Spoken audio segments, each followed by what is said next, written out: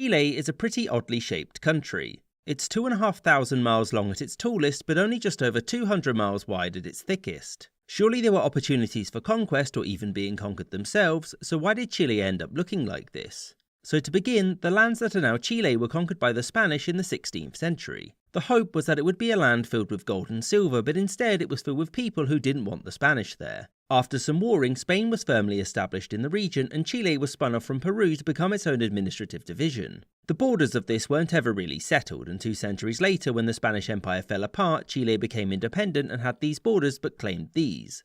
Unsurprisingly, these claims led to conflict between Chile and its neighbours. When Peru and Bolivia united, the Chileans feared that the union would become a major threat over time and so demanded that it be dissolved. The response was no, and so, war.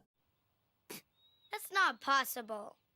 The Chileans, with some help from the Argentinians, won the war and dissolved the Peru-Bolivian Union. After this, the Chileans turned their eyes to the south. The government wanted to seize the Strait of Magellan and secure any route between the Pacific and the Atlantic. They did this by building a fort here and later a town here, which also acted as a base from which the country could expand. Closer to home, this area was inhabited by the Mapuche people, who fiercely resisted any incursions into their lands. And by the 1860s, things got a little bit weird here, because it was at this point that the Mapuche declared the Frenchman Antoine de Tournon as their high king and ruler of the independent state of Araucania. This might seem like a strange thing to do, but Antoine managed to become their ruler with one simple tactic. He lied.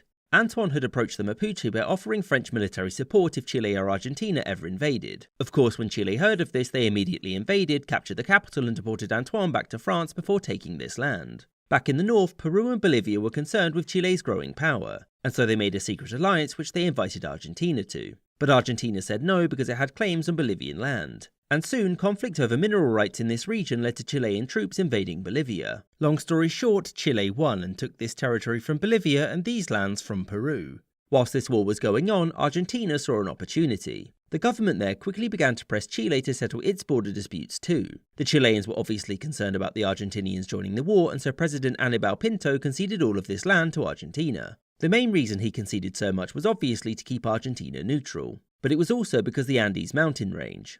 This effectively made taking and holding that land much more difficult. And in return for all of this, Argentina recognised Chile's claim to all of these lands in the south as well as the lands they took during the war. So with that, Chile looked similar to what it does today, with the exception of this large chunk of land here and this bit to the north. Now, this was originally owned by Bolivia, but they secretly traded it to both Argentina and Chile because who was ever going to find out? Both countries wanted to avoid war, and so the governments met to diplomatically resolve the issue. The problem was that they both hated each other and wanted to cede nothing, and so it was left to the United States to arbitrate. In the end, it was decided that Argentina would gain most of the land and Chile would get this. Whereas this chunk was a source of contention for Peru, and in order to prevent a war, the United States pressured Chile to give it back. And so after this, Chile had taken on the shape that it had to this day.